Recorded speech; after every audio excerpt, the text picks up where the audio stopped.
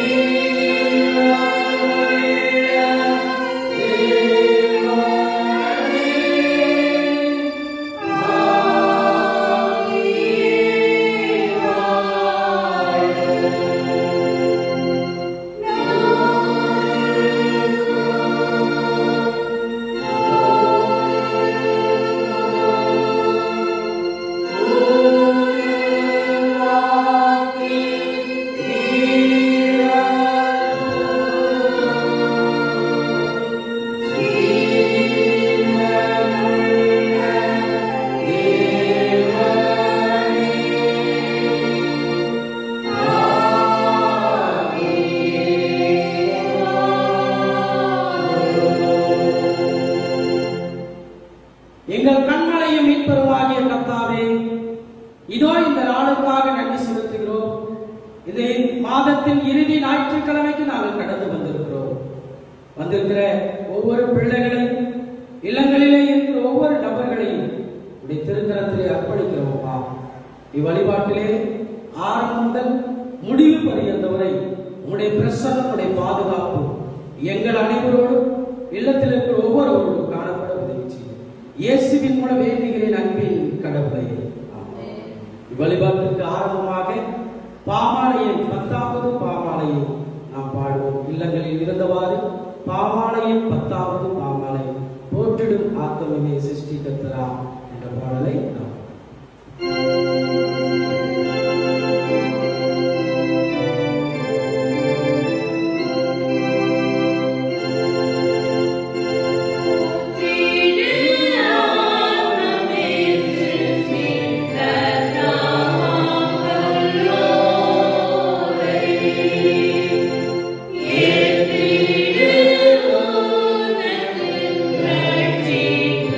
Sugamana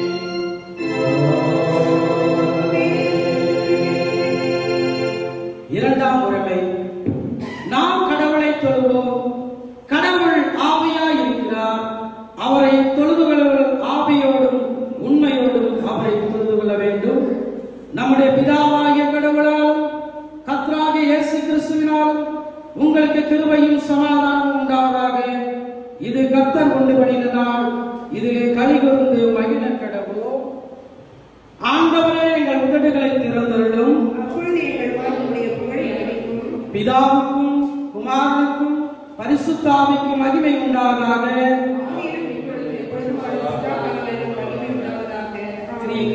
திரியேக கடவுளை போற்றுதல். இரண்டாம் முறைமை. எங்கள் தந்தையாம் கடவுளே, உமது வல்லமையினாலும் ஞானத்தினாலும் எல்லாவற்றையும் படைத்து உமது குமாரனை இரட்சகராக தரும்படி உலகத்தில் அன்பு கொண்டவரை உம்மை போற்றுகிறோம். குமாரனாம் கடவுளே, பாவத்தை தவிர்த்து எல்லாவற்றிலும் எங்களைப் போல் மனிதராகி எங்கள் பாவங்களுக்காக ஒப்பு கொடுக்கப்பட்டு எங்கள் நீதிக்காக உயிர்த்தெழுந்தவரை உம்மை போற்றுகிறோம். பரிசுத்த ஆவியாகிய கடவுளே, எல்லா உண்மைக்குள்ளும் எங்களை வழிநடத்தி கடவுளின் அன்பை எங்கள் நெஞ்சில் பொழிந்தவரை உம்மை போற்றுகிறோம். பிதா, குமாரன், பரிசுத்த ஆவியாகிய கடவுளே, உமக்கே எக்காலமும் எல்லா புகழும் மகிமையும் உண்டாவதாக. ஆமென். பாவ அறிக்கை. நமக்கு பாவம் இல்லை என்போமானால் நம்மை நாமே வஞ்சிக்கிறோம். நமக்குள் உண்மை இல்லை.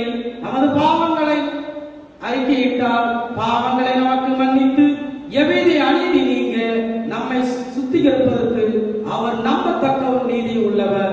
நான் எழுந்து என் தகப்படத்திற்கு போய், தகப்பனே, பரத்திற்கு ரோகமாக உமது பார்வையிலும் பாவம் செய்தேன். உம்முடைய மகன் என்று சொல்லப்படுவதற்கு நான் பார்த்தவன் அல்ல.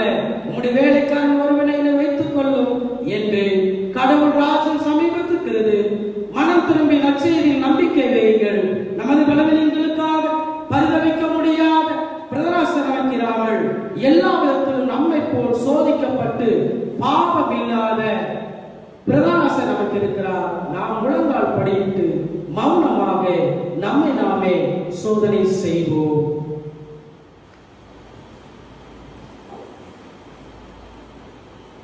அன்புக்குரியவர்களே, கடவுள் மீண்டுமாக ஒரு தருணத்தை நமக்கு கொடுத்திருக்கிறார். தன் பாவங்களை மறைக்கிறவர் வாழ்வடைய மாட்டான், அவைகளை அறிக்கை செய்து விட்டு விடுகிறவர்களோ இரக்கம் பெறுகிறார். பாவத்தின் சம்பளம் மரணமாக இருக்கிறது. ஒருவர் பாவம் செய்வானால் நீதிபரராக இருக்கிற இயேசு கிறிஸ்துவிடத்திலே அவைகளை அறிக்கை செய்து விட்டுவிட வேண்டும் என்று வேதம் அழகாக சொல்கிறது. உள்ளத்தின் ஆழத்திலிருந்து நம்முடைய பாவ நிலையை அறிந்தவர்களாக, நம்மை நாமே அர்ப்பணித்தவர்களாக மீண்டும் ஆண்டவர் ஒரு நேரத்தை கொடுத்திருக்கிறார். நம்முடைய மனசாட்சிக்கு முன்பாக, கடவுளுக்கு முன்பாக நம்முடைய குற்றங்களை, குறைகளை, பாவ பிழை அறிக்கையாக கீர்த்தனை புத்துணர்ச்சி பாடல் புத்தகத்திலே 441வது பாடல், பாவம் என்னை தொடர்ந்தாலும் இயேசு நாதா உம்மை மறவேன் என்ற பாடலை அனைவரும் சேர்ந்து பாடுவோம்.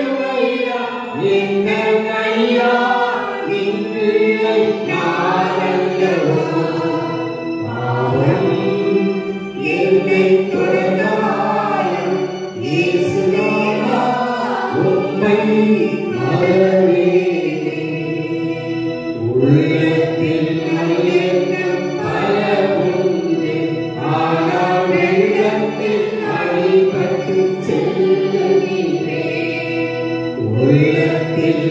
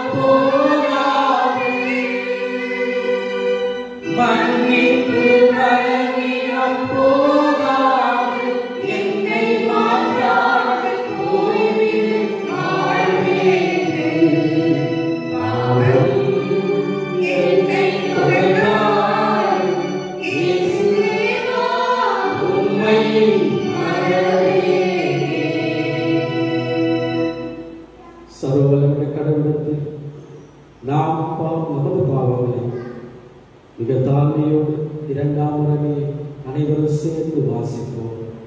எங்கள் தந்தையாம் கடவுளே, நினைவினாலும் வார்த்தையினாலும் செயலினாலும் பாவம் செய்திருக்கிறோம். முழு மனதோடு நாங்கள் உம்மை நேசிக்கவில்லை. எங்கள் மீது வேண்டிக் கொள்கிறோம். எங்கள் பாவ அறிக்கையை நேசிக்கிறேன். எங்கள் குற்றங்களை விட்டுவிடும்.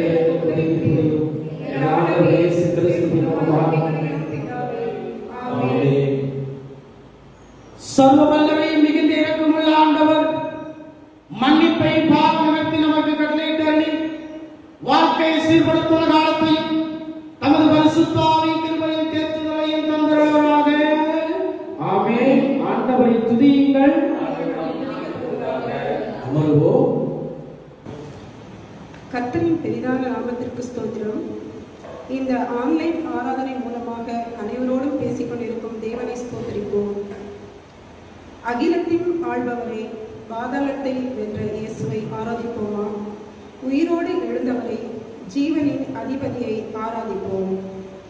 உயிரோடு எழுந்தவரே, உம்மை ஆராதனை செய்கிறோம் என்ற பாடலை பாடுவோம்.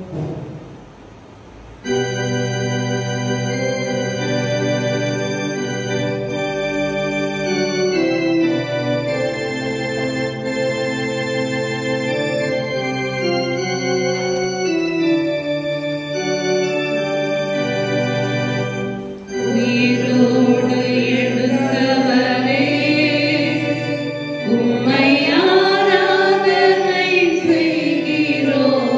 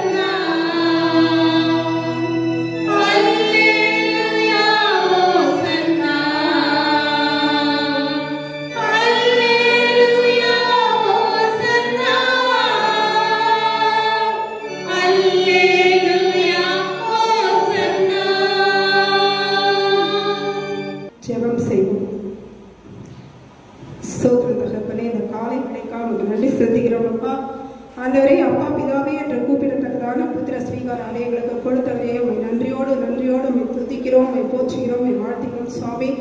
ஆண்டவரே, இந்த காலை வேலைக்காக உங்களுக்கு நன்றி ராஜா. ஆண்டவரே, எங்களுடைய திருச்சபை உடைய கரத்திலே தருகிறோம் ராஜா. ஆண்டவரே, எங்கள் ஆலயம் நிரம்பி வழியத்தக்கதாக ஆத்மாக்களை நீங்கள் பேர் எங்களுக்கு கொண்டு வந்து சேர்க்க வேண்டுமா நாங்கள் செபிக்கிறோம். விரைவிலே எங்களுடைய ஆலயங்கள் திறக்கப்பட வேண்டும் சுவாமி.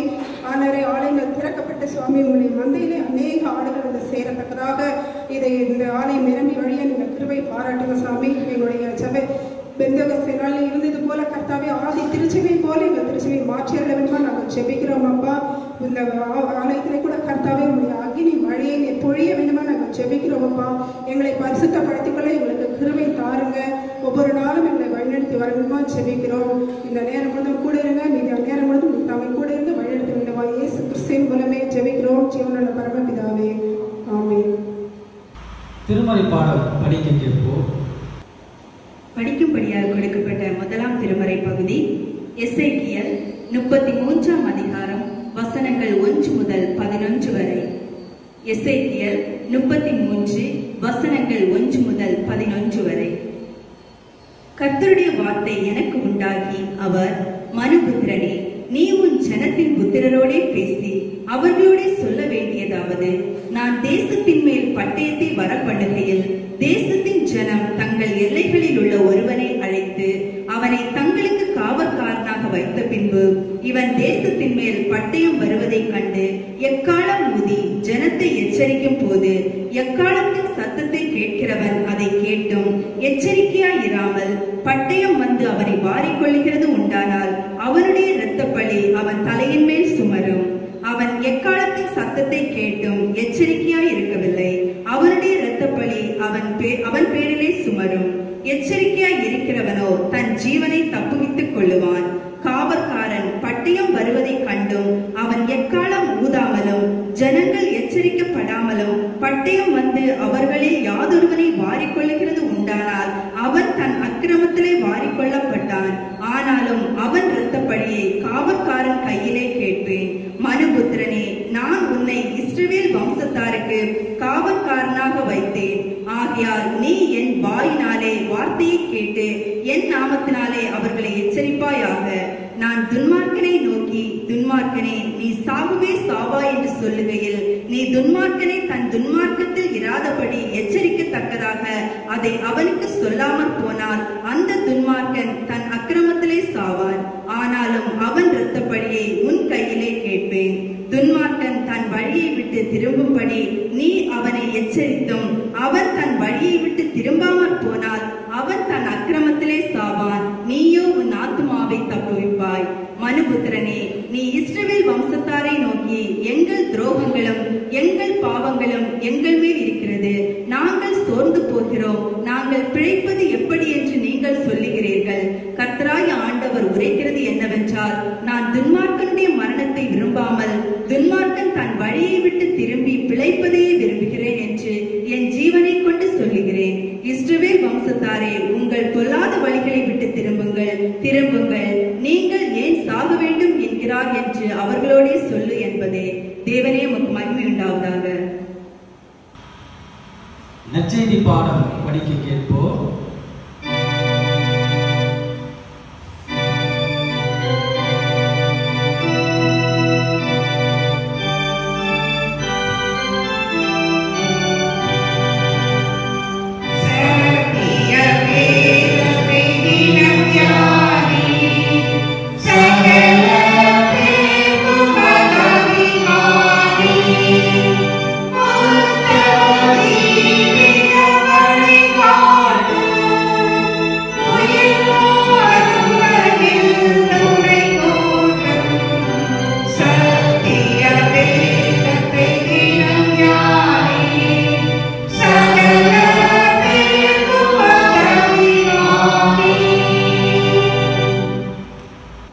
வாசிக்கும்படியாக கொடுக்கப்பட்டுள்ள நற்செய்தி வேத பகுதி மத்தேயு 3ஆம் அதிகாரம் வசனங்கள் 1 முதல் 12 வரை.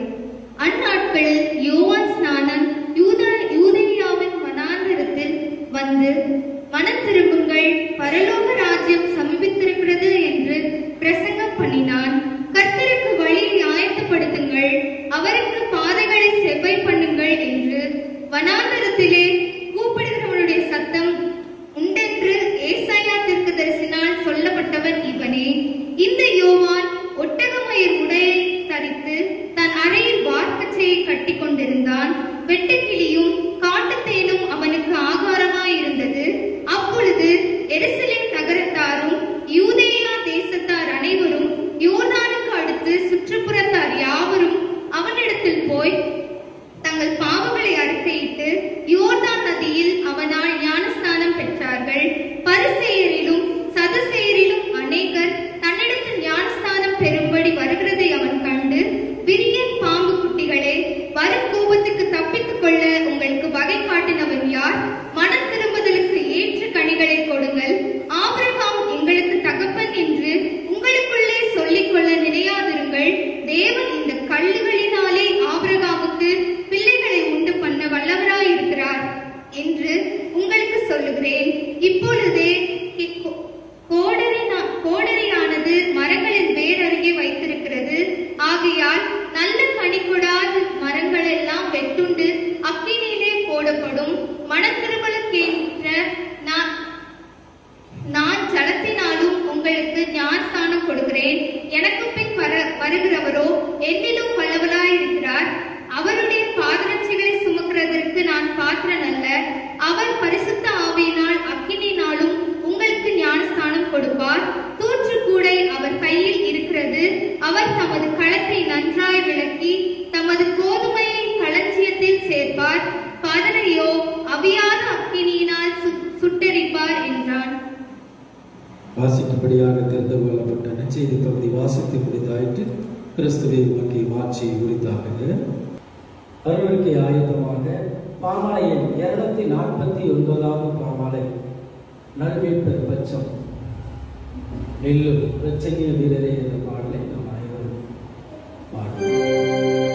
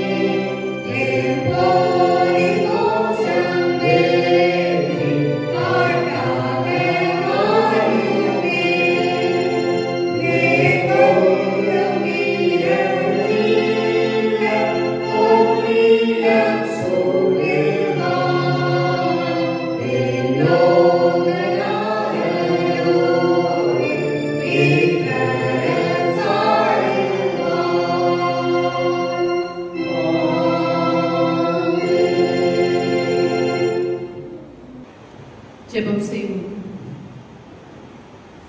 திருவருளே பரம்பொருளே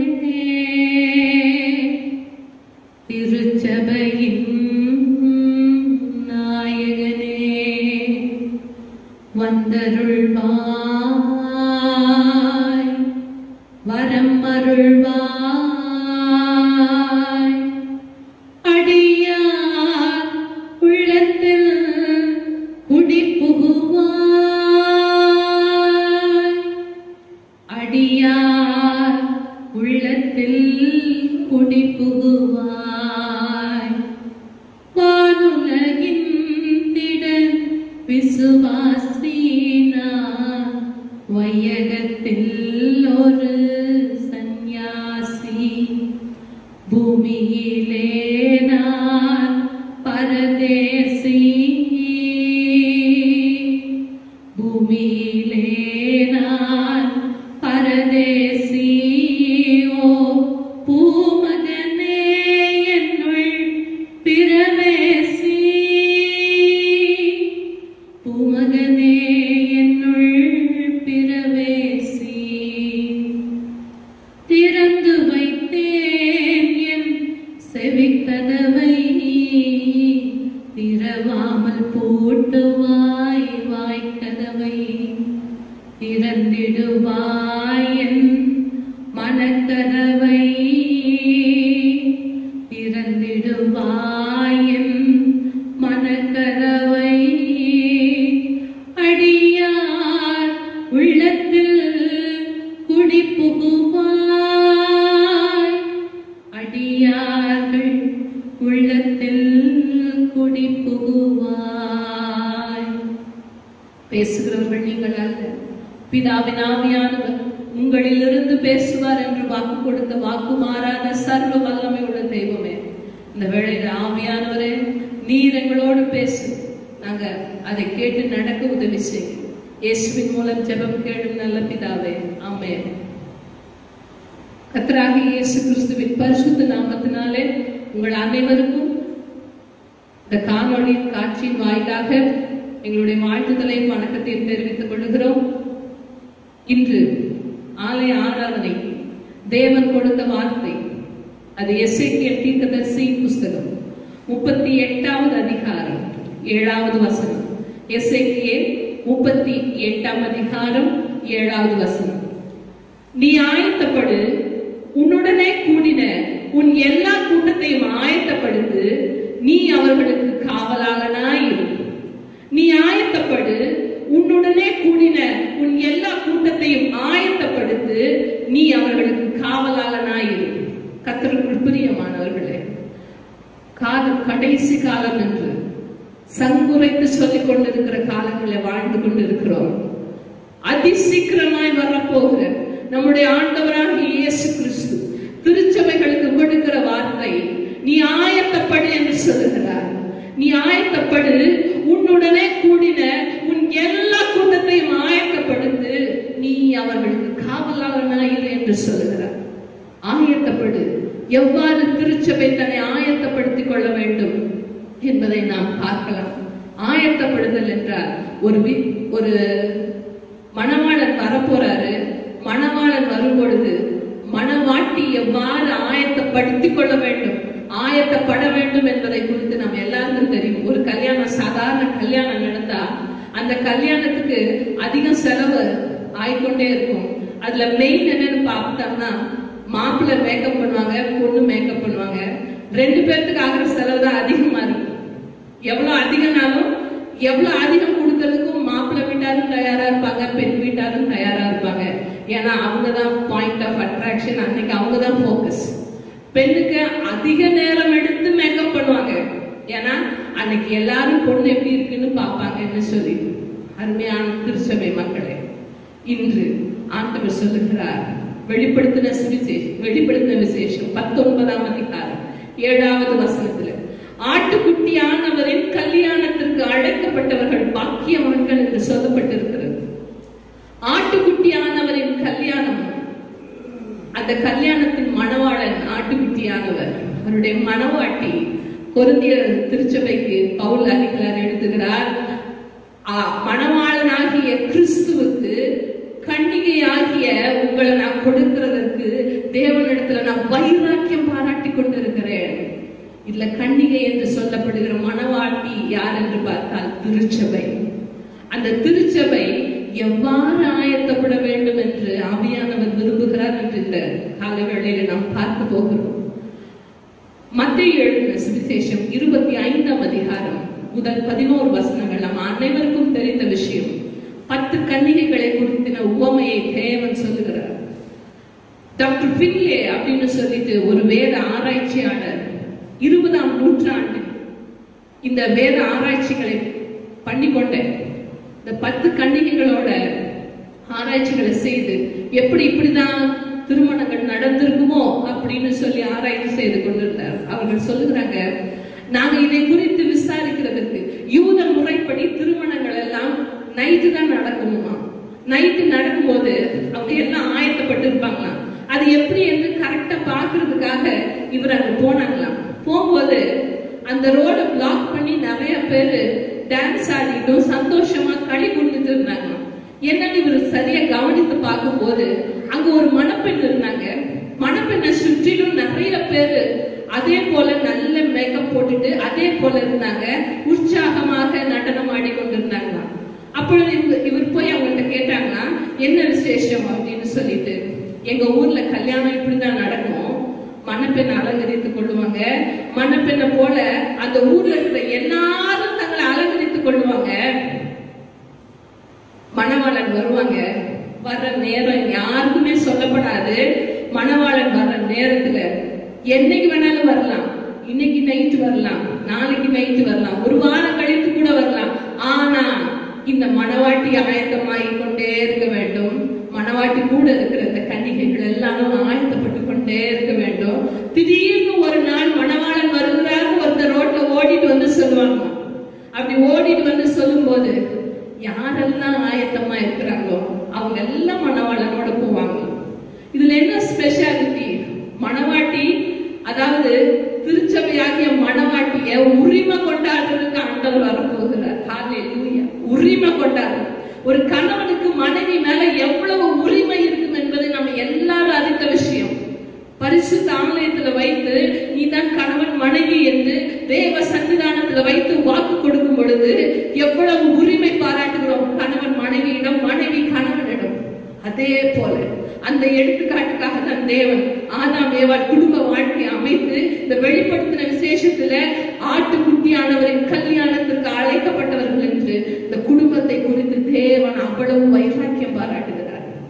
மணவாளனாகிய ஆண்டவர் திருச்சபையாகிய மணவாட்டியை வைராக்கியம் பாராட்டி அவரோடு எடுத்து செல்ல போகிற நாள் வந்துவிட்டது. ஹல்லேலூயா.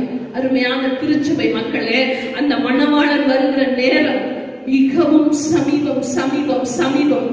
அந்த சமீபமாயிருக்கிற நேரத்துல திருச்சபையாகிய மக்கள் நம்ம எப்படி அலங்கரித்துக் கொண்டிருக்கிறோம், நம்முடைய அலங்காரம் எதன் மேல் நோக்கமாய் இருக்கிறது என்று ஆவியானவர் வேதனையோடு பார்த்து கொண்டிருக்கிறார். அருமையான மக்களே, ஹalleluya.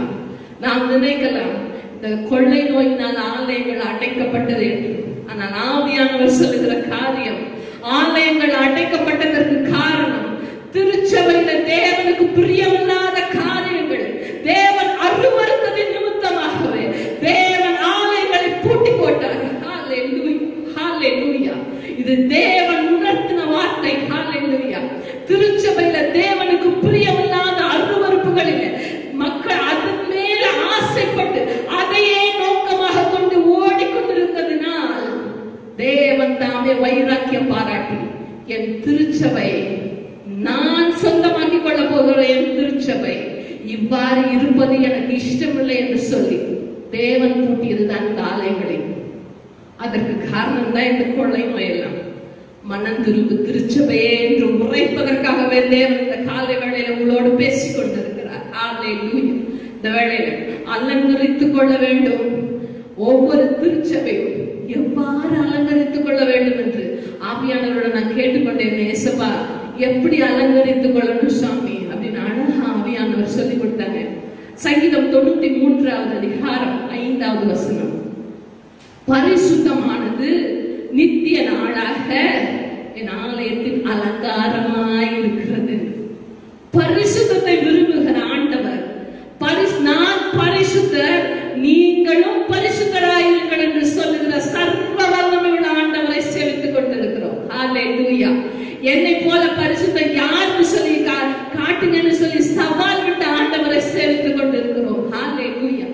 யாத்திராகமம் புஸ்தகம் 31ஆம் அதிகாரம் 13வது வசனத்துல ஆதிம அந்த டிரான்ஸ்லேஷன் பார்த்தா அதுதான் யெகோவா மெக்காதீஸ், யெகோவா மெக்காதீஸ், பரிசுத்தமுள்ள ஆண்டவர். இன்னும் அழகா ஆங்கில வேதாகத்துல கொடுக்கப்பட்டிருக்கிறது, I am the Lord who sanctify you, who make you holy.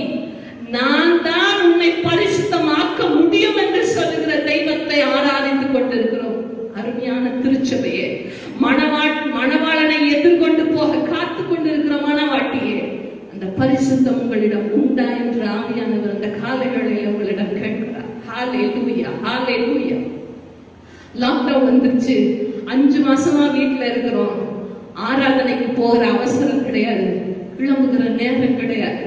நம்ம பாயிண்ட் டைம் வச்சா கூட அந்த நேரத்திற்கு வருவதற்கு வெகு கஷ்டப்பட்டு கிளம்பி வருவோம். ஓய்வு நாள்ல பரிசுத்தமாய் ஆசரியுங்கள் என்று சொன்ன ஆண்டவரிடம் நம் ஓய்வு நாள்ல எவ்வளவு நான் அசட்டை பண்ணி கொண்டிருந்தோம் என்று இந்த காலங்களில் தேவன் தலையில் அடிச்சு உணர்த்தி வைத்திருக்கிறார். ஹalleluya. இந்த வேளையில ஆண்டவரே, நான் எவ்வாறு பரிசுத்தமாக வேண்டும் என்று நீங்க விரும்புகிறீங்கப்பா, எங்களுக்கு சொல்லிக் கொடுங்க. நம்ம எதன் மேல் நோக்கமாயிருந்தோம், ஆலயத்திற்கு வந்து எதன் மேல் நோக்கமாயிருந்தோம், எதன் மேல் கண்கள் நம்முடைய கண்கள் இருந்தது என்று ஆவியானவர் பார்த்து கொண்டிருக்கிறார். நம்முடைய சொந்த தேவைகளுக்காக வந்தோமோ, நம்முடைய சொந்த தேவைகளுக்காக வந்தோமோ, எனது எனது எனது எனக்கு போதும் எனக்கு பேர் அதுக்காக வந்தோமோ, இல்ல ஆலயத்துல இப்படி எல்லாம் நான் காணிக்கை அள்ளி கொடுத்தா எனக்கு ஆசீர்வாதம் வரும் என்று வந்தோமோ? உங்க காணிக்கையில தேவன் பிரியமாய் இருக்கவே இல்லை. ஆட்டுக்கடாக்களின் இன்னும் எனக்கு என்னத்திற்கு என்று சொல்லுகிறார் பரிசுத்த ஆவியானவர். கீழ்ப்படிதலையே விரும்புகிற தெய்வத்தை ஆராதித்துக் கொண்டிருக்கிறோம். அருமையான தேவ ஜனமே, கீழ்ப்படிய வேண்டும் என்று தேவன் விரும்புகிறார். பரிசுத்தம் பண்ணிக் கொள்ளுங்க, உங்களை இன்னும் பரிசுத்தப்படுத்திக் கொள்ளுங்க. பரிசுத்தமாய் இருக்கிறவன் இன்னும் பரிசுத்தமாய் இருக்கட்டும் என்று வேதம் சொல்லுகிறது. அசுத்தமாய் இருக்கிறவன் இன்னும் அசுத்தமாய் போய்கொண்டே இருக்கட்டும் என்று வேதம் சொல்லுகிறது. இதோ சீக்கிரமாய் வருகிறேன், அவன் அவனுடைய கிரியைகளின்படி அவன் அவனுக்கு நான் அளிக்கும் பலன் என்னோடு கூட வருகிறது என்று சூழ்நிலைக்கு சொல்கிறார் பரிசுத்த ஆவியானவர். இந்த கால வேளையிலே திருச்சபையே, மணவாட்டியாகிய திருச்சபையே, எம்மட்டாக உங்களை அலங்கரித்துக் கொள்ள போகிறீர்கள். ஆவியானவர் உங்க கண்ணு முன்னாடி சுட்டி காட்டுகிற அசுத்தங்களை எல்லாம் இன்றைய அப்பா நான் உங்க சன்னிதானத்துல நான் இறக்கி வைக்கிறேன். என ஒரு விஷயம் கழுவுங்க என்று சொல்லுவோம். அப்பா, எனக்காகவும் நீங்க சிலுவையில மறித்தீங்கப்பா, எனக்காகவும் ரத்தம் சிந்தினீங்கப்பா, அந்த ரத்தத்தின் புண்ணியம் எனக்கு கழுவட்டும் சொல்லி ஒவ்வொருத்தரும் நம்ம தேவ சன்னிதானத்துல அறிக்கையிட்டு நம்மளை பரிசுத்தம் பண்ணி கொள்ளும் பொழுது தேவன் ஆலயங்களை திறப்பார். ஹல்லேலூயா. இது அரசாங்கம் திறக்கிற விஷயமே அல்ல. நம்ம சொல்றோம் கவர்மெண்ட் திறந்தா என்ன, ஏதோ கடைகள் திறக்கிறாங்க, ஏன் ஆலயத்தை திறக்க மாட்டாங்களா? ஆனா பெர்மிஷன் யார்கிட்ட இருந்து வரும்? ஏசப்பா கொடுத்தா மட்டும்தான் பெர்மிஷன் கவர்மெண்ட் திறங்கன்னு சொல்லுவாங்க. அது திறக்கிறது யாரு கையில இருக்கு? திருச்சபையாகி நமது கைகள். இது நம்ம வெளியில உள்ள மக்கள் கேட்டா பைத்தியக்காரங்கன்னு சொல்லுவாங்க. ஆனா வேதம் அதற்கும் பதில் சொல்லுகிறது. சிலுவையை பற்றின உபதேசம் கெட்டு போகிறவர்களுக்கு பைத்தியமா இருக்குது, ரட்சிக்கப்படுகிற நமக்கோ அது தேவபலனாய் இருக்குது. அப்ப ஆவியானவர் நம்ம கொண்டு இந்த ரட்சிப்பின் திட்டத்தை வகுத்திருக்கும் பொழுது நாம் அதற்கு எப்பேற்பட்ட பாத்திரவான்களா இருக்கிறோம் என்று ஆவியானவர் இப்பொழுது நம்ம பார்த்து கேட்கிறார். பரிசுத்தத்தை அலங்காரமாக தரித்துக் கொள்ளுங்கள் என்று ஆவியானவர் சொல்லுகிறார். அருமையான திருச்சபை மக்களே, ஆலயத்தின் பரிசுத்தத்தை உணர்ந்து கொள்ள வேண்டும். ஆலயம் தேவனுடைய தொங்கல்களால் நிறைந்திருக்கிறது என்று பரிசுத்தத்தோடு வர வேண்டும். அப்பா உம்முடைய நாங்க பரிசுத்தத்தை அப்பா பார்க்கிறோம். எங்களிடம் அந்த பரிசுத்தத்தை மக்கள் பார்க்கத்தக்கதாக எங்களை ஒரு விஷயம் கழுவுங்க என்று கால வேளையில தேவாதி தேவனை நோக்கி கெஞ்சுவோம். ஹல்லேலூயா. இந்த வேளையில தேவன் நம்மளை தொடுவதற்கு, நம்மை கழுவுவதற்கு, நம்மை சுத்திகரிப்பதற்கு காத்துக்கொண்டே இருக்கிறார். ஹல்லேலூயா. இரண்டாவது அலங்கரித்து கொண்டாங்க. அலங்கரித்ததுக்கு அப்புறம் என்ன பெரிய கண்டிஷன்னா, எல்லார் கையிலயும் ஒரு தீபம் இருக்கும், விளக்கு இருக்கும். ஒரு சின்ன தீப்பந்தம் மாதிரி கையில பிடிச்சிருப்பாங்க. அந்த நெருப்பு எரிந்து கொண்டே இருக்க வேண்டும். அந்த எரிந்து கொண்டிருக்கிற நெருப்பு அணையாம இருக்கணும்னா அதுல எண்ணெய் ஊத்திக்கிட்டே இருக்கணும். அதான் புத்தி உள்ள 5 கன்னிகள், புத்தி இல்லாத 5 கன்னிகைகள். புத்தி உள்ளவங்க என்ன பண்ணிட்டாங்க? எண்ணெயும் சேர்த்து வாங்கிக்கிட்டாங்க. புத்தி இல்லாதவங்க வெறும் விளக்க மட்டும் வாங்கிட்டாங்க. அப்பத்துக்கு எண்ணெய் இருந்தா போதும்னு சொன்னாங்க. ஆண்டவர் சொல்லுகிறார், நீங்கள் உலகத்துக்கு வெளிச்சமாய் இருக்கிறீர்கள், மலையின் மேல் இருக்கிற பட்டணம் மறைந்திருக்க மாட்டாது என்று சொல்கிறார். நம்ம பார்த்துதான் ஆண்டவர் சொல்றாங்க, நீங்க தான் உலகத்துக்கு வெளிச்சம். நம்மளை பார்த்து மக்கள் சொல்லணும், இருளில் இருக்கிற ஜனங்கள் பெரிய வெளிச்சத்தை கண்டார்கள். நம்ம வெளிச்சமாகி ஆண்டவரை கொண்டு போய் சேர்க்கும் போது மக்கள் தானா சொல்லுவாங்க, நான் இருட்டில் இருந்தேன், இப்ப வெளிச்சத்துக்கு வந்துட்டேன், ஆண்டவரை தொட்டார் என்று சொல்ல வேண்டும். அதுதான் சாட்சி உள்ள கிறிஸ்தவ வாழ்க்கை. ஏதோ வாழ்ந்தோம், மறைந்தோம், செத்து போனோம் இல்ல. நான் அப்பா என் வாழ்க்கையின் நோக்கம் கருவில் என்ன தெரிந்து கொண்டீங்கல்லப்பா, அந்த கருவில தெரிந்து கொண்டு எனக்கு பேர் வச்ச ஆண்டவர் நீங்க சுவாமி. அந்த பேர் வச்ச ஆண்டவர் என்னை என்ன திட்டத்துக்காக, என்ன நோக்கத்திற்காக பூமியில கொண்டு வந்தீங்களோ, பூமியில உயிரோடு கொண்டு வந்தீங்களோ, அந்த நோக்கத்தை நான் நிறைவேற்றிட்டு உங்ககிட்ட வந்தேன் சுவாமி. இதோ நீங்க தாளந்து கொடுத்தீங்க. எத்தனை தாளந்து? 2 கொடுத்தாங்க, 4 ஆக்குன சுவாமி. 5 கொடுத்தாங்க, 10 ஆக்குன சுவாமின்னு சொல்லும் போதுதான் ஆண்டவர் நம்மளை பார்த்து சொல்லுவாங்க, உத்தமமும் உண்மையுமான ஊழியக்காரங்களே, கொஞ்சத்துல உண்மையா இருந்தீங்க, இந்த வாங்க உங்களுக்கு இன்னும் அதிகமான ஊழியத்தை தருகிறேன்னு சொல்றேன். சின்ன விஷயத்துல தேவனுடைய சன்னிதானத்துல பயபக்தியோடு வரும் பொழுது ஆவியானவர் அதை கண்டு மகிழ்ந்து நம்ம இன்னும் ஆசீர்வதிப்பார், இன்னும் அதிக பேருக்கு பயன்படுத்துவார். ஹல்லேலூயா. இந்த வேளையில ஆண்டவரே, நானும் வெளிச்சமா இருக்கிறதுக்கு நான் என்ன செய்யணும்னு எனக்கு சொல்லிக் கொடுங்க. அதுலயே அழகாக இருக்கு, எண்ணெய் இல்லாம 5 கன்னிகைகள் மணவாளன் வரும்போது போக முடியாம போச்சு. எண்ணெய் என்பது பரிசுத்த ஆவியானவரை குறிக்கிறது. பரிசுத்த ஆவியானவர் உங்களிடத்தில் வரும் பொழுது நீங்கள் பலனடைவீர்கள். ஒரு கிறிஸ்தவ மனுஷன் சாதாரண ஞானஸ்நானம் வாங்கி கொண்டால் மாத்திரம் போதாது. யோவான் ஸ்நானகர் அவர்கள் சொல்லுகிறாங்க, யோவான் ஸ்நானகன் சொல்லும் போது, நான் உங்களுக்கு ஜலத்தினால ஞானஸ்நானம் கொடுக்கிறேன், என்னிலும் வல்லவர் ஒருவர் வருகிறார், அவர் உங்களுக்கு பரிசுத்த ஆவியினாலும் அக்னியினாலும் ஞானஸ்நானம் கொடுப்பார். கிறிஸ்தவன் என்று பெயர் பெற்றிருக்கிற ஒவ்வொருத்தரும் நம்ம ஜலத்தினால ஞானஸ்நானம் வாங்கிட்டோம் பரலோகம் போயிடலாம்னு நினைக்கவே முடியாது. பரிசுத்த ஆவியினாலும் அக்னியினாலும் ஞானஸ்நானம் பெற்றுக்கொண்டால் மாத்திரமே நாம் சுடர் விட்டு பிரகாசிக்க முடியும். அப்படி பிரகாசிச்சா மாத்திரமே நம்முடைய வெளிச்சத்துல அநேக மக்கள் தேவனை கண்டுகொள்ள முடியும். அப்படி கண்டுகொள்ளால் மாத்திரமே ஏசப்பா முன்னாடி, ஏசப்பா இதோ நீங்க கொடுத்தீங்க, நான் இவ்வளவு செஞ்சிருக்கேன்னு நம்ம தைரியமா சொல்ல முடியும். இல்ல நம்ம மணவாளன் வரும் பொழுது ஆயத்தம் இல்லாமல் போய்விடுவோம். பரிசுத்த ஆவியானவர் ஏதோ வேறு திருச்சபைகளுக்காக ஒதுக்கப்பட்டவர் என்று எண்ணாமல் ஒவ்வொருத்தர் வாழ்க்கையிலும் ஏசப்பா அந்த பெந்தேகோஸ்தே நான் அனுபவம் என் வாழ்க்கையில வரணும் சுவாமி. அக்கினிமயமான நாவுகள் என் தலை மேலும் அமர வேண்டும். எனக்கும் அந்த அக்கினி அபிஷேகம் வேண்டும். என் வாயிலிருந்து புறப்படுகிற வார்த்தையும் அக்கினியாய் இருக்க வேண்டும் என்று சொல்லி ஒவ்வொரு நாடும் வாஞ்சியோடு கேட்கும் பொழுது ஆவியானவர் சொல்கிறார், தாகம் உள்ளவன் மேல் என் தண்ணீரை ஊற்றுவேன், வறண்ட நிலத்தில் ஆறுகளை ஊற்றுவேன் என்று சொல்கிறார். யாரெல்லாம் தாகமா இருக்கிறீங்களோ அவங்க எல்லாம் என்கிட்ட வாங்க, நான் உங்களுக்கு தருகிறேன், ஜீவ தண்ணீரை தருகிறேன் என்று பரிசுத்த தெய்வம் உரைக்கிறார். அல்லேலூயா.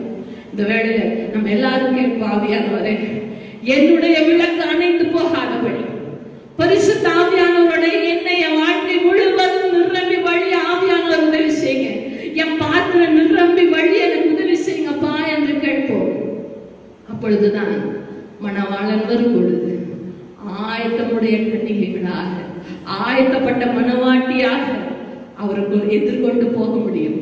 இதுல என்ன ஸ்பெஷாலிட்டி? மணவாளன் மணவாட்டியை கூட்டிட்டு போகும்போது அவங்கள ஒரு வீட்டுக்கு கூட்டிட்டு போவாங்களாம். கூட்டிட்டு போயிட்டு கதவு அடைக்கப்பட்டோம். ஒன்ஸ் யாரெல்லாம் ஆயத்தமா இருக்காங்களோ, எப்படியெல்லாம் அலங்காரம் பண்ணி கொண்டு ஆயத்தமா இருக்காங்களோ உள்ள கூட்டிட்டு போய் கதவை அடைச்சிருவாங்க. அடைச்சதுக்கு அப்புறமா யார் தட்டாலும் திறக்கப்படாது. உள்ள என்ன அப்பேற்பட்ட விஷயம் நடக்கும்னா, சாதாரண மிடில் கிளாஸ்க்கும் கீழே வாழ்ற மக்களோட திருமணம் யார் எப்பேற்பட்ட மனுஷங்க, பணக்காரராக இருந்தாலும் சரி, ஏழையாக இருந்தாலும், சாதாரண மனிதராக இருந்தாலும் அவங்களுக்கு இப்படிதான் திருமணம் நடக்கும். ஏழ்மையான மக்களா இருந்தாலும் சரி, பணக்காரங்களா இருந்தாலும் சரி, அந்த வாயில் கதவு அடைக்கப்பட்டதுக்கு அப்புறம் உள்ள போயிட்டு பண்டிகை மாதிரி கொண்டாடுவாங்களாம். அதுல அந்த மணவாட்டி மணவாளனையும் ராஜா ராணி போல அலங்கரித்து ராஜ விருந்து நடைபெறும். நாம எண்ணி பார்க்க முடியாத விருந்தை தேவன் ஆயத்தம் பண்ணி கொண்டு இருக்கிறார். ஹல்லேலூயா, ஹல்லேலூயா. இதை வேற ஆராய்ச்சியாளர்கள் சொல்லுகிறாங்க, இது 2ஆம் வருகைக்கு பின்பாக புதிய எருசலேம் என்று சொல்லப்படுகிற அந்த புதிய எருசலேமுக்குள்ள போற டிக்கெட் தாங்க இந்த ஆயத்தப்படணும். அந்த புதிய எருசலேமுக்குள்ள போகும்போது அந்த வாயிலோட அலங்காரத்தையே வேதம் அவ்வளவாக வர்ணித்து சொல்லுகிறது. நம்ம அப்பேற்பட்ட ஒரு பாக்கியத்தை நமக்கு கிடைக்கணும்னா நம்ம திருச்சபையாக ஆயத்தப்பட வேண்டும், ஆயத்தப்பட வேண்டும். நீ ஆயத்தப்படு என்று சொன்ன ஆண்டவர் 2ஆவதாக நம்மை பார்த்து சொல்லுகிறாங்க, நீ ஆயத்தப்படுத்து, நீ ஆயத்தப்படு, உன்னுடனே கூடின உன் எல்லா ஜனத்தையும் ஆயத்தப்படுத்து, எல்லா கூட்டத்தையும் ஆயத்தப்படுத்து என்று சொல்கிறார். அப்படி ஏசப்பட்ட கேட்டுருந்தேன், அப்படி ஆயத்தப்படுத்துறதுன்னா வேதத்துல யாரு சாமியா இருந்தாங்க? ஆவியானவர் அழகா சொல்லி கொடுத்தாங்க. யோவான் ஸ்நானகன் ஸ்திரீகளிடத்துல பிறந்தவர்களில் யோவான் ஸ்நானகனை போல ஒருத்தனை இல்லைன்னு சொல்லி வேதம் சொல்லுகிறது. ஹல்லேலூயா. யோவான் ஸ்நானகன் ஒட்டகமயில் தரித்து வார இடைக்கட்சியா கட்டி கொண்டு வெட்டுக்கிளியும் காட்டு தனியா சாப்பிட்டு வந்தாங்க. யோவான் ஸ்நானகன் தான் எலியாங்கிறதுக்கு மிகப்பெரிய ஒரு அடையாளம். 2 ராஜாக்களின் புஸ்தகம் 1ஆம் அதிகாரத்தில் இருக்கிறது. எலியா தீர்க்கதரிசி ஒருத்தவங்களுக்கு எதிர்கொண்டு போய், ஏன் இஸ்ரவேல்ல தேவன் இல்லைன்னு தான் சொல்லி நீங்க வேற இடத்துல குறிக்க போனீங்களோ அப்படின்னு கேட்பாங்க. அப்ப யார் அந்த மனுஷன் போது ஒரு தோல் உடை தரித்து இடையில கட்சி கட்டி கொண்டிருந்தார். அப்பதான் அவங்க சொல்றாங்க அவர் எலியா அப்படின்னு சொல்லி. ஆண்டவராக இயேசு கிறிஸ்து சொல்லுகிறாங்க, நீங்க விசுவாசிக்கிறதாக இருந்தால் வருகிறவரான எலியா இவர்தான். யோவான் ஸ்நானகனை குறித்து சொல்லுகிறார். அந்த யோவான் ஸ்நானகனோட வாழ்க்கையை எதற்காக அவர் படைக்கப்பட்டார்னா, கர்த்தருக்கு வழியை ஆயத்தப்படுத்துகிற வேலை. கர்த்தருக்கு வழியை ஆயத்தப்படுத்த வேண்டும். மனுஷனுக்கு வழியை ஆயத்தப்படுத்துறது இல்லை. மனுஷன் வந்தா எத்தனை பேர் வாழ்க வாழ்க வாழ்கன்னு போறதுக்கு எத்தனை கார் முன்னாடி போகுது, எத்தனை பேர் சுத்தி நின்று கோஷ்டம் பண்றாங்க. ஆனா கர்த்தருக்கு வழியை ஆயத்தப்படுத்துகிற மனுஷன் யார் என்று தேவன் பார்த்து கொண்டிருக்கிறார். ஹல்லேலூயா.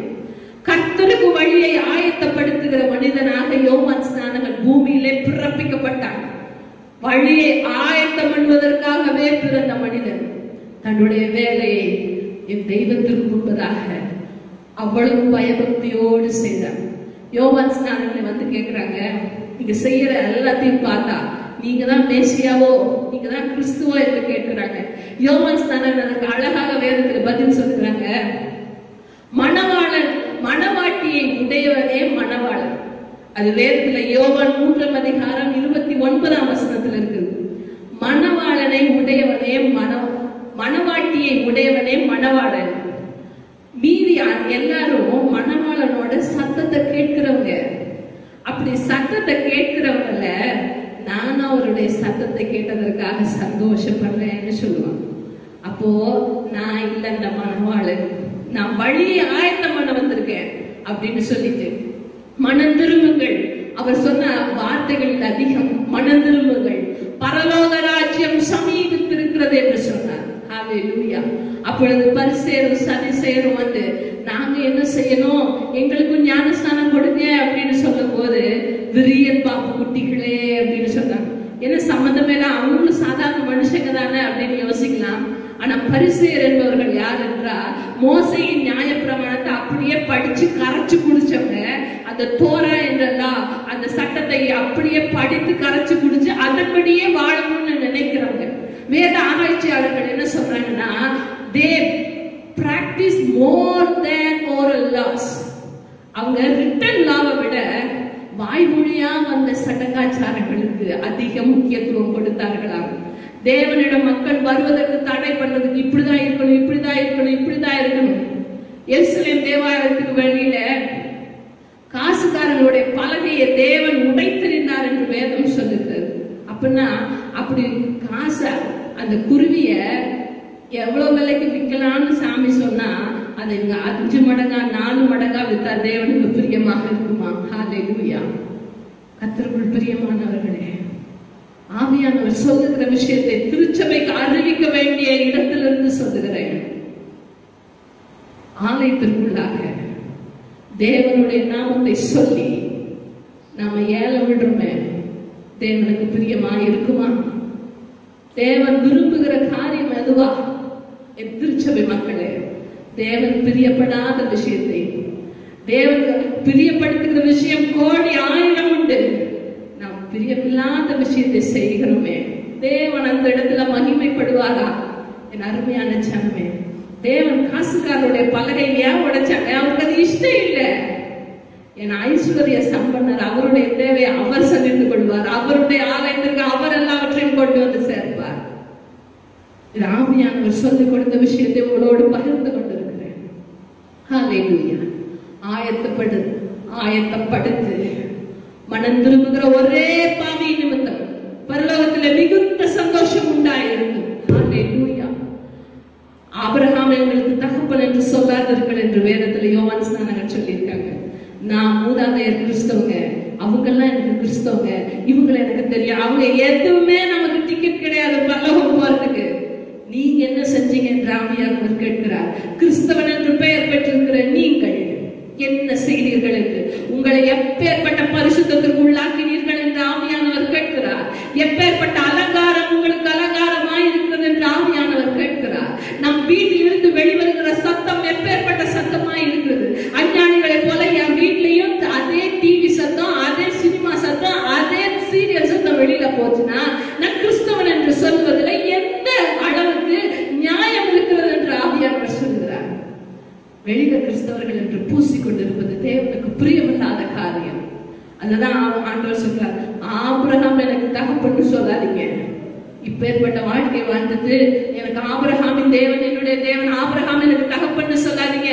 தேவன் இந்த கல்லுகளினாலே ஆபிரகாமுக்கு பிள்ளைகளை உண்டாக சித்தம் வைத்திருக்கிறார். கல்ல கூட ஒரு மனுஷனாகி மண்ணில சேர்த்துக் கொள்வாராம். இது யோவான் ஸ்நானகர் ஆயத்தப்படுத்தின விஷயத்தை சொல்லிக் கொடுத்திருக்கிறேன்.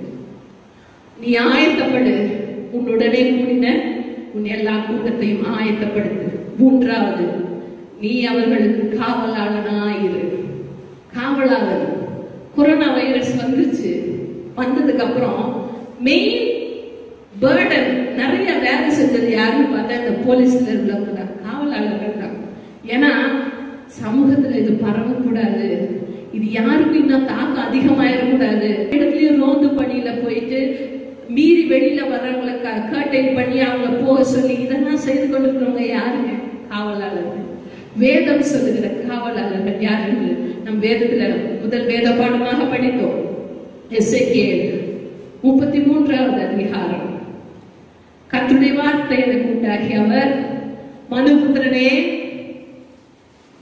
நீ உன் ஜனத்தின் புத்திரரோட பேசி அவர்களோட வேண்டியதாவது, நான் தேசத்தின் மேல் பட்டயத்தை வர பண்ணுகையில் தேசத்தின் ஜனம் தங்கள் எல்லைகளில் உள்ள ஒருவனை அழைத்து அவனை தங்களுக்கு காவல்காரனாக வைத்த பின்பு, தேசத்துல என்ன வந்தது? 2வது வசனத்துல படிக்கிறோம், பட்டயம் வந்துருச்சான்.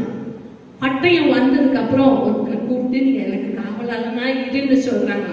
அந்த காலத்துல அந்த பட்டணங்களை சுற்றிலும் மதில்களை எழுப்பிப்பாங்க, ஒருத்தங்களை காவலாளியா வைப்பாங்க. யாராவது பட்டயம் போருக்கு வந்தாங்கன்னா இந்த காவலாளியோட வேலை என்ன? தேசத்துக்குள்ள வந்து எக்காலம் ஊற வேண்டும், ஆபத்து வந்துச்சு, எச்சரிக்கையாயிருங்க. அப்போ ஆண்டவர் சொல்லுகிறார், காவலாளியாகிய நாம 7வது வசனத்துல ஆண்டவர் சொல்லுகிறார், மனுபுத்திரனே, நான் உன்னை இஸ்ரவேல் வம்சத்தாருக்கு காவல்காரனாக வைத்தேன். மனுபுத்திரனே, நான் உன்னை என்று சொல்ற, உன்னைங்க வேற யாரும் இல்லைன்னா ஒவ்வொருத்தரும் கிறிஸ்தவன் என்று சொல்லிக் கொள்கிற ஒவ்வொருத்தரையும் தேவன் காவலாளனாக வைத்திருக்கிறார். காவலாளனோட வேலை என்ன? எக்காலம் ஊத வேண்டும். எக்காலம் ஊதுறதுக்கு ரூல்ஸ் கொடுத்திருக்காங்க இயேசுப்பா. எக்காலம் ஊது, அப்படி பட்டயம் வருங்கிற விஷயத்தை எக்காலம் ஊதுன உடனே அதுல உள்ளவங்க அதை சுதாரிச்சுக்கிட்டு அந்த பட்டயம் வருதுன்னு சொல்லி மனம் திரும்பினாங்கன்னா அவங்க ஆத்மா தப்பிக்கப்படும். துன்மார்க்கனுக்கு அவனுடைய துன்மார்க்கத்தை குறித்து நீ கடிந்து சொல்லி ஒருவேளை அவன் கேட்கலன்னா அவன் தன் துன்மார்க்கத்திலே மடிந்து போவான். ஆனா அவனோட ரத்த பழிய உங்ககிட்ட கேட்க மாட்டேன். ஏன்னா நீங்க எக்காலம் ஊதிருக்கீங்க, எக்காலம் ஊதி தவறு என்று சொல்லியிருக்கீங்க. அப்படி சொல்லியும் அவங்க கேட்கல, ரத்த பழிய கேட்க மாட்டேன். 2வது சொல்றாங்க, சப்போஸ் நீங்க எக்காலம் ஊதாம துன்மார்க்கத்திலேயே இருந்து அவன் துன்மார்க்கத்து நிமித்தமா மடிந்தாலும் அவங்களோட ரத்த பழி எல்லாம் உங்ககிட்டதான் கேட்கப்படும்.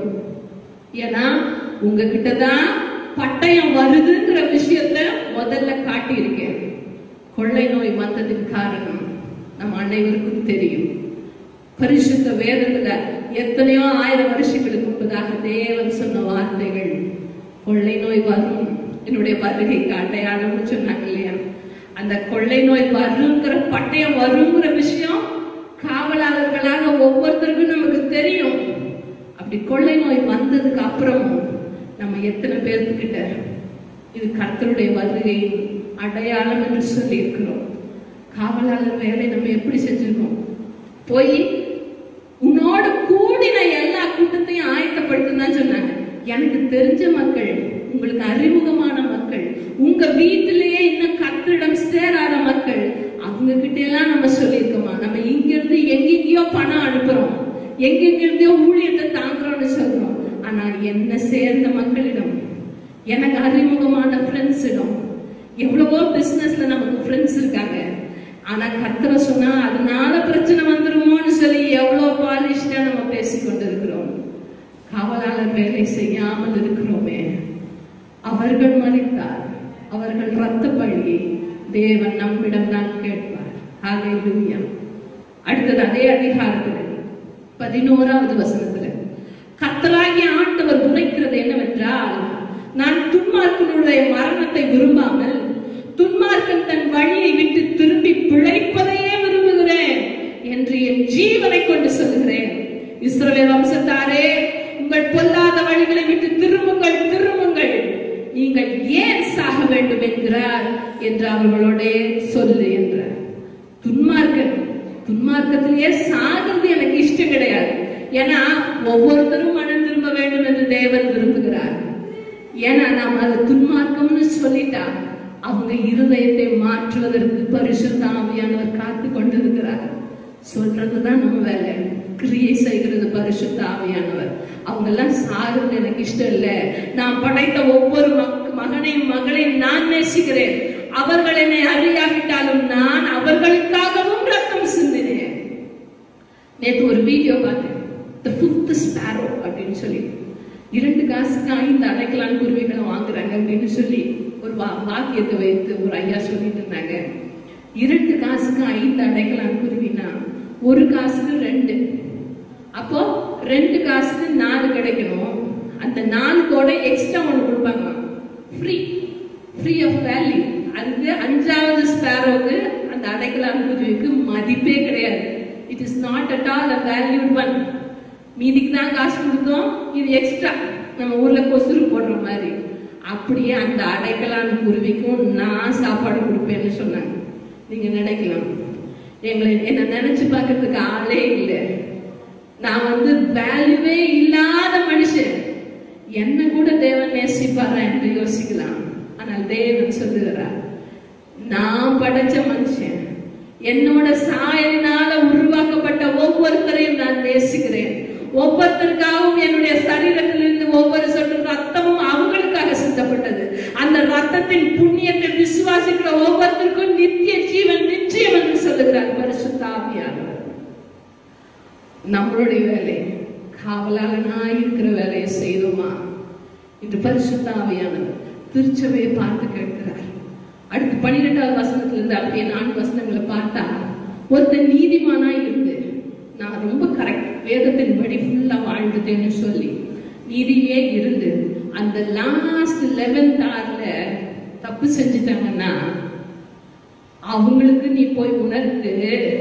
அப்படி உணர்த்தி அவங்க மனம் திரும்பல, இல்ல நான் எவ்வளவு நல்லது செஞ்சிருக்கேன், என் வாழ்க்கையில இப்படிதானே நான் சிறப்பாயிருக்கேன் அப்படின்னு சொன்னா அவங்களும் தன்னுடைய துன்மார்க்கத்திலே சாகவே சாவார்கள் என்று வேதம் சொல்லுகிறது.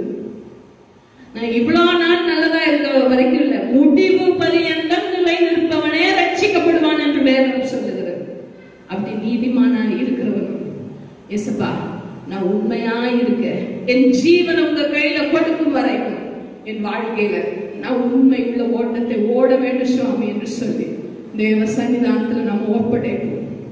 பரிசுத்த ஆவியானவர் நம்மை ஆண்டு கொள்ளுவார், நம்மை நடத்துவார். ஆண்டவர் சொல்லுகிற வார்த்தை, நீ ஆயத்தப்படு, உன்னுடனே கூடின உன் எல்லா கூட்டத்தையும் ஆயத்தப்படுத்து, நீ அவர்களுக்கு காவலாளனாயிரு என்று சொல்லுகிறார். ஏசப்பா சொல்லுகிற வார்த்தையை நாம் கேட்கும் பொழுதுதான் தேவன் நம்மை கொண்டு செய்ய போகிற காரியம் பயங்கரமாயிருக்கும். ஏதோ நம்ம சாதாரண வாழ்க்கை வாழ்வதற்காக படைக்கப்பட்ட மக்கள் அல்ல, உன்னத தெய்வத்தின் பிள்ளைகளாக அங்கீகரிக்கப்பட்டு முத்தரிக்கப்பட்ட மக்கள். நம்முடைய வாழ்க்கை தேவனுக்கு பிரியமுள்ளதாக இருக்க வேண்டும். தேவ ராஜ்யத்திற்கு நாம் என்ன செய்ய போகிறோம், தேவ ராஜ்யம் கட்டப்படுவதற்கு நாம் என்ன செய்ய போகிறோம், நம்முடைய வாழ்க்கையில கிறிஸ்து பிரதிபலிக்கப்படுகிறாரா என்று பார்ப்போம். கர்த்தருடைய பரிசுத்த நாமத்திற்கு மகிமை சேர்க்கிற மக்களாக நாம் வாழ்கின்றோமா என்று நம்ம ஆராய்ந்து பார்க்கிற காலம் இது. ஆலயங்கள் திறக்கப்படுவதும் இல்லை இப்படியே பூட்டப்படுவதும் திருச்சபையாகிய நமது கருத்தில் தான் இருக்கிறது. இந்த காலை வேளையில ஆவியானவர்களோடு பேசிக் கொண்டிருக்கிறார் என்று விசுவாசிக்கிறேன். இயேசுவா உம்மையே சேவிக்கிறேன் சுவாமி. உம்மை அல்லாமல் நான் யார சுவாமி நேசிப்பேன்? உமக்காக அல்லாமல் யாருக்காகப்பா நான் வாழுவேன்? என்ன நம்புங்கப்பா. நான் இதுவரைக்கும் ஆயத்தப்படாமல் இருந்திருக்கலாம், நான் மற்றவங்களை ஆயத்தப்படுத்தாமல் இருக்கலாம், எனக்கு பட்டயம் வரும் என்று தெரிந்தும் நான் காவலாளனாய் இல்லாமல் இருந்திருக்கலாம். ஒரு விசையா என்னை மன்னிங்கப்பா, ஒரு விசையா என்னை பரிசுத்தப்படுத்துங்கப்பா என்று தேவனை நோக்கி கெஞ்சும் பொழுது, இரக்கத்தில் ஐஸ்வர்யம் உள்ள ஆண்டவர் இரக்காது இருப்பாரோ? அவர் இரக்கத்தில் ஐஸ்வர்யம் உள்ளவர், அவர் இரக்கத்துல பூர்ண சம்பூர்ணம் உள்ள ஆண்டவர். நமக்கு எல்லா காரியங்களையும் நேர்த்தியாய் நடத்துவார். The perfect to the perfect. அவ்வளவு நேர்த்தியா நம்முடைய வாழ்க்கையை நடத்துவார். நீங்க கேட்கலாம், என் வாழ்க்கையில தேவைகள் அதிகம் இருந்துட்டே இருக்கேன், அதிக நாள் கேட்கிற ஜெபம் கேட்கப்படாமலே இருக்குதே, நான் என்ன செய்யட்டும், நான் என்ன தப்பு செஞ்சேன்னு கேட்கலாம். நம்ம ஆண்டவரிடம் கேள்வி கேட்பதற்கு 1% கூட தகுதியற்றவர்கள். எஜமானவர் நம்ம அடிமைகள். சொன்னா செய்யணும், இருனா இருக்கணும், அமைதியா இருனா இருக்கணும். இந்த கடினமான காலத்தை கடந்து போனா கடந்து போகணும். தேவன் அதுல ஒரு படிப்பினையே நமக்கு வைத்திருப்பாங்க, நமக்கே தெரியாமல். உங்க காலங்கள் வறண்டு போய் இருக்கிறதா? வறட்சியான காலங்களை கடந்து கொண்டு இருக்கிறீங்களா? உங்களுக்கே தெரியாமல் ஒரு படிப்பினையை தேவன் உங்களுக்கு சொல்லிக் கொடுத்து கொண்டே இருக்கிறார். அருமையான சகோதரனே சகோதரியே, ஆண்டவர் சொல்லுகிறார், மகனே மகளே நீ என்னுடையவன் என்று சொல்லுகிறார். அவ்வளவு வைராக்கியம் பாராட்டுகிற ஆண்டவர் மணவாளன், அவர் மணவாட்டி நாம. அப்போ என் கிச்சில் பலமே, என் ரூபவதியேன்னு நம்மளை கொஞ்சம் போது எவ்வளவு பாசக்கார ஆண்டவர் நம்ம ஆண்டவர். நம்ம கிட்ட வைராக்கியம் பாராட்டி இந்த திருச்சபையை அழைத்து செல்லும் பொழுது நாம மனவாட்டியா கரெக்டா பெர்ஃபெக்டா ஆயத்தப்பட்டிருக்கோமா, ஆயத்தப்படுத்தி இருக்கோமா, காவலாளர்களா இருந்திருக்கோமான்னு சொல்லி நம்மளே நம்மளை ஆராய்ந்து பார்ப்போம். தேவ சன்னிதானத்துல நம்ம ஒப்படைத்து செவிப்போம். ஏசப்பா, நாங்க எங்களை நம்புங்க சாமி, ஒரு விஷயம் எங்களை மன்னிங்க ஏசப்பா, ப்ளீஸ் லார்ட், எங்களை மன்னிங்க ராஜா, நாங்க தெரியாம செய்துட்டோம், அறிந்து கூட பல நாள் தவறி இருக்கோம், மன்னிங்க ஏசப்பா. இந்த தேவனை நோக்கி செவிப்போம். எல்லாரும் இருந்த இடங்கள் கண்களை மூடி தேவாதி தேவனை நோக்கி, ஏசப்பா உண்மையே நான் சேவிக்கிறேன் சுவாமி, எங்களை நம்புங்கப்பான்னு சொல்லி நம்ம செவிக்க போறோம். உம்மை அல்லாமல் யாரை நான் நேசிப்பேன், உமக்காக அல்லாமல் யாருக்காக வாழுவேன். உம்மை அல்லாமல் யாரை நான் நேசிப்பேன், உமக்காக அல்லாமல் யாருக்காக வாழுவேன். நம்புங்கப்பா உந்தன் பிள்ளையே, நம்புங்கப்பா உந்தன் பிள்ளையே, நம்புங்கப்பா உந்தன் பிள்ளையே, நம்புங்கப்பா உந்தன் பிள்ளையே. வெள்ளியை புடமிடும் போல என்னை புடமிட்டீர், அதனால் நான் சுத்தமானேனே. பொன்னாக விளங்க செய்தீரே, என் அலைச்சல்களை எண்ணினீர், கண்ணீரும் துறந்திய வைத்து நன்மை தருபவரே. நம்புவேன் நான் எல்லா நாளிலும். இயேசுப்பா நோக்கி சொல்லுவோம், இயேசுப்பா இன்றைக்கு நான் பொருத்தனை செய்யறேன் சுவாமி. அப்பா உம்மோடு நான் பொருத்தனை செய்யறேன் அப்பா, அதை நான் நிறைவேற்றுவேன்.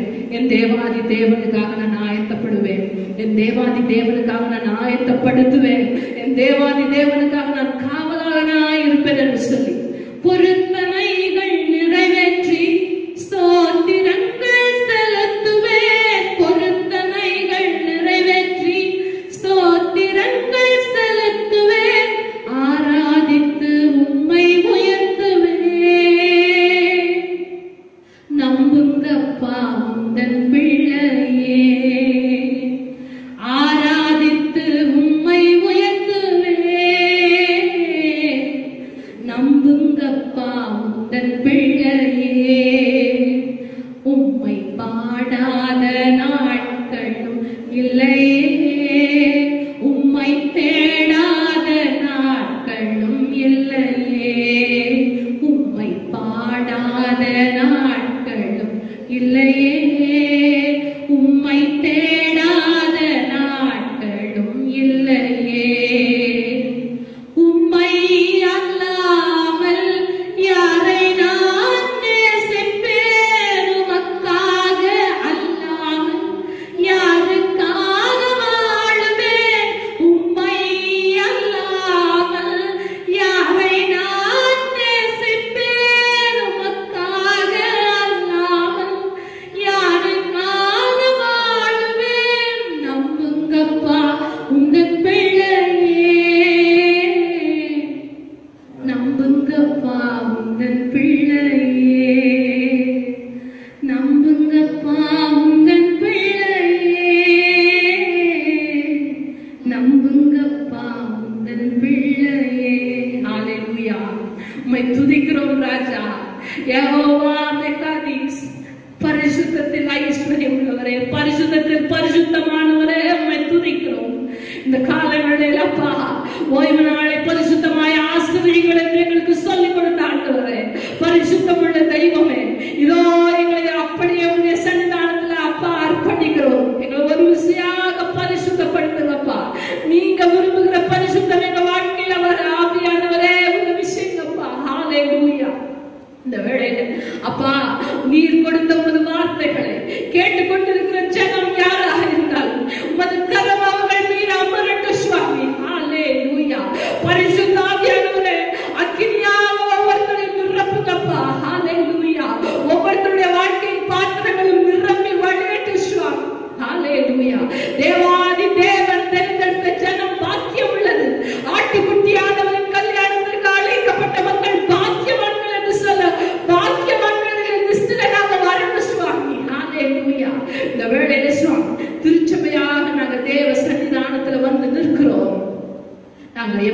ஆயத்தப்பட வேண்டும், எப்படி ஆயத்தப்படுத்த வேண்டும், எப்படி காவலாளர்களா இருக்க வேண்டும் என்று ஆவியானவர் எங்களோடு பேசி இருக்கீங்க. இந்த காலை வேளையில அப்பா நான் இப்படி எல்லாம் நடக்கணும் என்று விரும்புகிறேன் என்று அப்பா உங்களை அர்ப்பணிக்கிற சப்மிட் பண்ணுகிற யாராக இருந்தாலும் தேவாவியானவர்களுடைய வாழ்க்கையை தலைகளாக மாற்றப்படுக சுவாமி. ஹalleluya. என் தேவைகள் அதிகம் இருக்கிறதே, நான் என்ன செய்வேன், அடுத்த வேளை சாப்பாட்டுக்கு வழி இல்லையே என்று ஏங்கிக் கொண்டிருக்கிற மக்கள் யாராக இருந்தாலும் இந்த வேளையில ஆவியானவர் உங்களை தொடுங்கப்பா. அவங்க வாழ்க்கையின் தேவைகள் சம்பூர்ணமாக படட்டும் இயேசுவின் நாமத்தினாலே என்று சொல்லுகிறோம். ஹalleluya. என்னுடைய வாழ்க்கையில குறையவே இருக்குது, என் வாழ்க்கையில பிள்ளையே இல்லையே, அதே விதத்தில் அசிங்கப்படுகிறேன், அவமானப்படுகிறேன் என்று கதறி கொண்டிருக்கிறார் யாராக இருந்தாலும் இயேசுவின் நாமத்தினாலே அவருடைய தேவைகள் சந்திக்கப்படுவதாக என்று கட்டளையிட்டு ஜெபிக்கிறேன். ஹalleluya. அவளுக்கு முடியாத முடிச்சாக இருக்கிறது, என் குடும்பத்தில் பிரச்சனைகள் தீரவே இல்லையே, பிசாசின் தந்திரங்கள் அதிகமாக கொண்டிருக்கிறதே என்று கவலையோடு கண்ணீரோடு இருக்கிற மக்கள் யாராக இருந்தாலும் இப்பொழுது இயேசு என்ற நாமத்தினால விடுதலை என்று கட்டளையிட்டு ஜெபிக்கிறேன் ராஜா. ஹalleluya. உங்க கரம் மறட்டு சுவாமி. பரிசுத்த ஆவியானவர் அசைவாடி கொண்டிருக்கிற பரிசுத்த ஆவியானவர் ஒவ்வொருத்தரையும் தொட்டு விடுதலையாக்குங்கப்பா. ஹalleluya. ஸ்தோத்திரம் அப்பா. என்னுடைய வாழ்க்கையில பிசாசின் கட்டுகள் அதிகம் இருக்கிறது, என் வாழ்க்கையில சந்தோஷமே இல்லை என்று அழுது கொண்டிருக்கிற மகனோ மகளோ யாராக இருந்தாலும் இப்பொழுது தேவ ஆவியானவர் அவங்களை தொடுங்க ராஜா. அவங்களுடைய கட்டுகள் எல்லாம் விடுதலையாக்கப்படட்டு சுவாமி. மரணத்துக்கு நேராக பாதாளத்துக்கு நேராக பிசாசு கட்டி வைத்திருக்கிற எல்லா கட்டுகளையும் இப்பொழுது இயேசு என்ற வல்லமையின் நாமத்தினாலே முறித்து எறிகிறோம் ராஜா. ஹalleluya. ஸ்தோத்திரம். இந்த வேளைக்காக நன்றி, இந்த நேரத்திற்காக நன்றி சுவாமி. அப்பா யாரெல்லாம் எனக்கு இறக்குங்கள் என்று கேட்கிறார்களோ அவங்க எல்லாருக்கும் தேவ இறக்கம் வந்து சேரட்டும் சுவாமி. பாதுகாத்துக் கொள்ளுங்க அப்பா. இந்த கொரோனா வைரஸ் நோய் கிருமிகள் இயேசு என்ற நாமத்தினாலே அழிக்கப்படட்டும் சுவாமி. அப்பா எங்களுடைய மீறுதல்களினால் இது வந்ததென்றால் எங்களை ஒரு விசையாக கழுவுங்க ராஜா. ஹalleluya. ஹalleluya. எங்களை கழுவுங்கப்பா, எங்களை சுத்திகரிங்க ராஜா. ஹalleluya. ஆலயங்கள் திறக்கப்பட வேண்டும் சுவாமி. ஆராதனையில நாங்கள் ஒன்றாக கூடி தேவனுக்கு மகிமை உண்டாக ஆராதனை செய்ய ஆவியானவரே எங்களுக்கு உதவி செய்யுங்கப்பா. பாதுகாத்துக் கொடுங்கப்பா, வழி நடத்தி செல்லுங்க. இயேசு என்ற வல்லமையின் நாமத்தினாலே ஜெபிக்கிறோம் நல்ல பிதாவே. ஆமென். நம்முடைய விசுவாசத்தை அப்போஸ்தல விசுவாச பிரமாணத்தோடு அனைவரும் சேர்ந்து 15ஆம் பக்கத்தில் உள்ள அப்போஸ்தல விசுவாச பிரமாணத்தை அறிக்கை செய்வோம். வானத்தையும் பூமியையும் படைத்த சர்வவல்ல பிதாவாகிய தேவனை விசுவாசிக்கிறேன். ஒரே குமாரனாகிய நம்முடைய ஆண்டவர் இயேசு கிறிஸ்துவை விசுவாசிக்கிறேன். அவர் பரிசுத்த ஆவியினால் கன்னிமரியாள் பிறந்தார். பொந்து பிலாத்து காலத்தில் பாடுபட்டு சிலுவையில் அறைந்து மரித்து இறங்கினார். 3ஆம் நாள் மரித்தோரிலிருந்து எழுந்திருக்கிறார். நம்மிடத்திற்கு சர்வவல்ல பிதாவின் வலது வாசல் வீற்றிருக்கிறார். அவ்விடத்திலிருந்து உயிருள்ளவரையும் மரித்தோரையும் நியாயத்திற்கு வருவார். பரிசுத்த ஆவியை விசுவாசிக்கிறேன். பொதுவாக பரிசுத்த சபை, பரிசுத்தவான்களுடைய ஐக்கியம், பாவ மன்னிப்பு, சரீர உயிர்த்தெழுதல், நித்திய ஜீவன் என்பதை விசுவாசிக்கிறேன். ஆமென். கர்த்தர் உங்களோடு இருப்பாராக. ஜெபம் செய்வோம். கர்த்தாவே எங்களுக்கு இரங்கும்.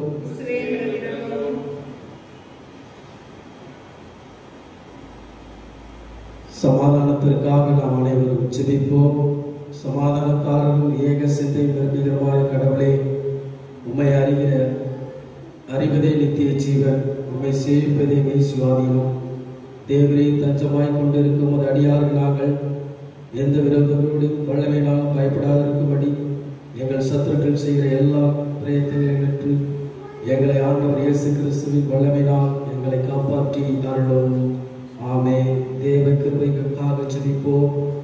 சர்வ வல்லமையுள்ள நித்திய கடவுளே, இந்நாள் வரை எங்களை சுகமாய் வழிநடத்தி வந்த எங்கள் பரமபிதாவாகிய ஆண்டவரே, இந்நாளிலும் உமது மிகுந்த வல்லமையினாலும் எங்களை காப்பாற்றி நாங்கள் யாதொரு பாவத்துக்கு உட்படாமல் எல்லாரும் மோட்சங்களுக்கு அகப்படாமல் உமது பார்வைக்கு நீதியானதை இப்பொழுதும் செய்கிறது நாங்கள் செய்கிற எல்லாவற்றிலும் உடைய ஆளுகையினால் நடத்தி அருள வேண்டும் என்று எங்கள் ஆண்டவர் இயேசு கிறிஸ்துவின் மூலமாக வேண்டிக் கொள்கிறோம். தொடர்ந்து ஜெபிப்போம். நல்ல ஆண்டவரே, இந்த வேலைக்காக மீண்டுமாக நன்றி செலுத்துகிறோம் அப்பா. இந்த கொரோனாவின் தாக்கத்திலிருந்து ஆண்டவரே, இதிலே செயல்படுகிற மருத்துவர்கள், செவிலியர்கள், சுகாதார பணியிலே பணியாற்றுகிற ஒவ்வொரு மக்களுக்காக சமூகத்திலே கடந்து வருகிறோம். பிள்ளைகளுக்கு வேண்டிய பத்திரத்தையும் பாதுகாப்பையும் தாரும். விசேஷமாக பேருங்காலத்துக்காக காத்திருக்கிற பிள்ளைகளுக்காக, வயதான பெற்றோர்களுக்காக, சிறு பிள்ளைகளுக்காக, திருமணத்திற்காக காத்திருக்கிற பிள்ளைகளுக்காக, கல்லூரியிலே படிக்க சேர வேண்டும் என்ற பிள்ளைகளுக்காக, இன்னுமாக கல்லூரியின் படிப்பை ஆண்டவரே நிறைவேற முடியாதபடி இருக்கிற பிள்ளைகளுக்காக உடைய சமூகத்தில் வருகிறோம்.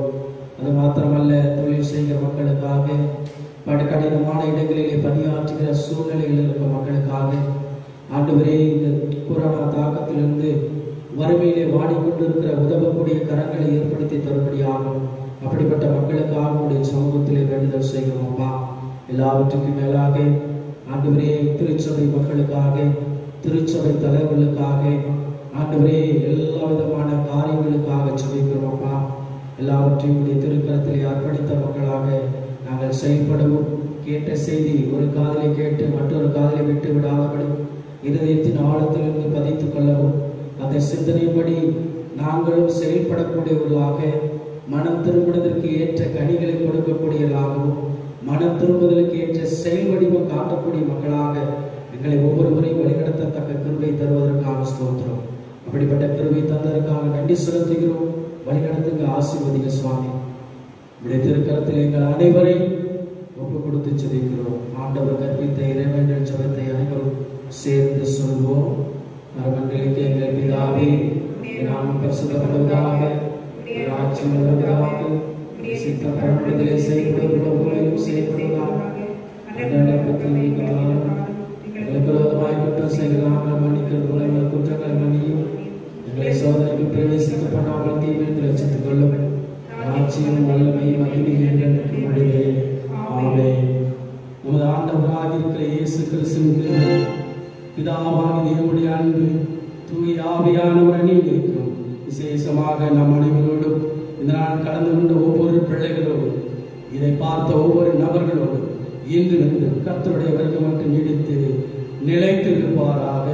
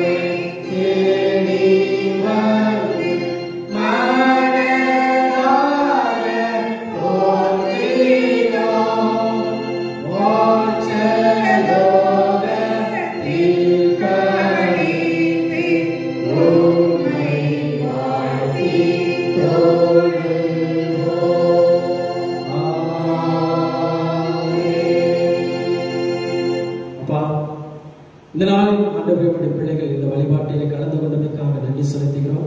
இந்த காணொலி காட்சி மூலியமாக உடைய இறை வார்த்தையை பகிர்ந்து கொண்ட சகோதரிக்காகவும் நாங்கள் கேட்ட வார்த்தையின்படி செயல்படவும் காட்ட உதவி செய்யும். விசேஷமாக வரக்கூடிய புதிய மாதம் நம்முடைய பிள்ளைகளுக்கு ஒரு புதிய ஆசீர்வாதத்தை கொடுக்கக்கூடிய மாதமாகும்.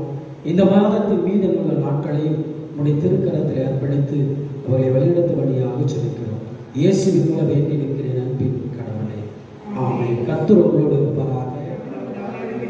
ஒருவருக்கொருவர் சமாதானத்தோடு கடந்து செல்வோம்.